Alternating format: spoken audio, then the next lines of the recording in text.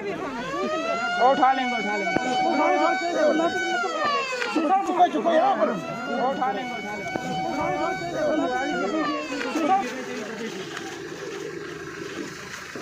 District administration, district administration, district administration, district administration. तहसीलदार अनास मुर्दाबाद, तहसीलदार अनास मुर्दाबाद। ऋण माफिया के खिलाफ तख्त बदल दो, ताज बदल दो, तख्त बदल दो, ताज बदल दो, खनन माफिया के खिलाफ। जैसे कि हमारे सरपंचीस और पंचीस ने जो हड़ताल यहाँ पे माइनिंग के इशू को लेकर रखी थी, और उसके लिए जो पॉलिटिकल पार्टीज़ ने, जितनी भी पार्टियाँ हैं, उन्हें हमारे नुमाइंदगान का जो साथ दिया, हम उस पार्टी के लोगों का भी बहुत बहुत मशकूर करते हैं। बदल दो, ताज बदल दो, खनन माफिया के खिलाफ, खनन माफिया के खिलाफ। तहसीलदार साहब ने आश्वासन भी दिया और लिखित दिया है। उन्होंने कहा कि जब तक फैसला नहीं होगा तब तक माइनिंग नहीं चलेगी। इस दौर के अंदर सरपंच को मुसीबत है, सिर्फ जो कानून बना है कि सरपंच को बहुत से अधिकार है, मगर मुझे लग रहा है जब एक माइनिंग का अधिकार हमें नहीं है, इसका मतलब सोचने के अधिकार है सरपंच को। गुंडागर्दी नहीं चलेगी, गुंडागर्दी नहीं चलेगी। भारत माता की जय, भारत माता की जय, भारत माता की जय। इंसाफ के आगे झुकना पड़ेगा, इंसाफ के आगे झुकना पड़ेगा, इंसाफ के आगे झुकना पड़ेगा। जैसे कि हमारे सरपंचीस और पंचीस ने जो हड़ताल यहाँ पे माइनिंग के इशू को लेकर रखी थी, और उसके लिए जो पॉलिटिकल पार्टीज़ ने, जितनी भी पार्टियाँ हैं, उन्हें हमारे नुमाइंदगान का जो साथ दिया, हम उस पार्टी के लोगों का भी बहुत बहुत मशकूर करते हैं। असल में आप सब लोग जानते हैं कि यहाँ पे अरनास में जो 2 ब्लॉक खोले गए हैं सरकार की तरफ से, जिनकी टेंडरिंग हुई है, उनमें जो अलीगल तरीके से और बहुत ज़्यादा एक्स्ट्रा जो चार्जेस यहाँ पे वसूल किए जा रहे थे, उसी के सिलसिले को लेके आवाम ने यहाँ पे एक पुरअमन प्रोटेस्ट रखा था। यहाँ पे चक्का जाम हड़ताल रखी थी। तो पूरा दिन भर यहाँ पे बैठे लोग और सब लोगों ने अपने अपने बचाए रखे, और उसके बाद ज़िला इंतज़ामिया से फ़ोनी कली बात लोकल एडमिनिस्ट्रेशन के साथ होने के कारण उन्होंने विश्वास दिया कि आपके जितने भी मामले हैं, माइनिंग के रेट को कम करना, बीपीएल और अंतोदा के लोगों को फ्री में रेत और बजरी देना, और साथ पीएमएवाई के जितने भी मकान बन रहे हैं उसमें रेत और बजरी फ्री देना, उसके साथ जो लोकल पंचायत्स को माइनिंग का काम जो उनके हैंडओवर करना, उनके सारे इश्यूज़ जो एडमिनिस्ट्रेशन ने बोला कि हमें 2 दिन का टाइम दिया जाए, इसलिए तमाम लोगों ने, तमाम पॉलिटिकल पार्टीज़ ने बातफाक राय से ये फ़ैसला करके एडमिनिस्ट्रेशन को 2 दिन का टाइम दिया है। और उसमें बातफाक राय ये भी फ़ैसला लिया गया है कि अगर 2 दिन के अंदर सरकार, यूटी एडमिनिस्ट्रेशन, ज़िला इंतज़ामिया इस पर अगर कोई फ़ैसला करके आवाम को राहत नहीं देती है, तो ये फिर से लोग 2 दिन के बाद नेशनल हाईवे रियासी और मोहर को मुख्तलिफ़ मकामात पर बंद करके अपना हक़ जो है छीन के लेगी।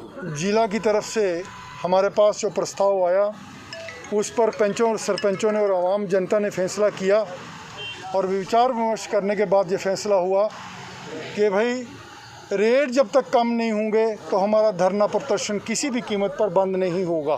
पहली शर्त पर ये हमारा कल भी स्टैंड था, आज भी स्टैंड है कि जब तक रेट इनके कम नहीं होंगे, किसी भी कीमत पर हमारा धरना 2 दिन के लिए, पंचों सरपंचों का जो धरना था 2 दिन के लिए बंद किया गया है।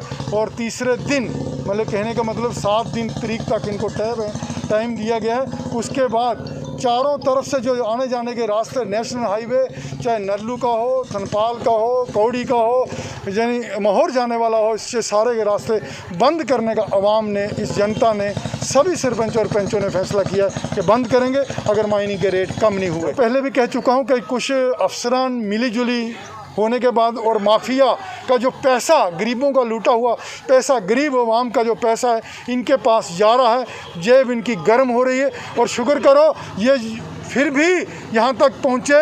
नहीं तो ये मैं सोच रहा था कि हमारे युवा आए हुए पंच सरपंच उग्र ना हो जाए और पीसफुल गांधी की तरह ये प्रोटेस्ट किया गया है। और मुझे लगता है कि देर से आए मगर दुरुस्त आए, मैं ये कहना चाहता हूँ। और आप सबको मीडिया को कहना चाहता हूँ कि जो आज तक ये माइनिंग का धंधा यहाँ चल रहा है, फल फूल रहा है, आप भी इसको उजागर करिए, आप भी इसको लोगों पब्लिक तक पहुँचाइए ताकि रेट गरीबों को ठीक मिल सकें, उनका फैसला हल हो सके।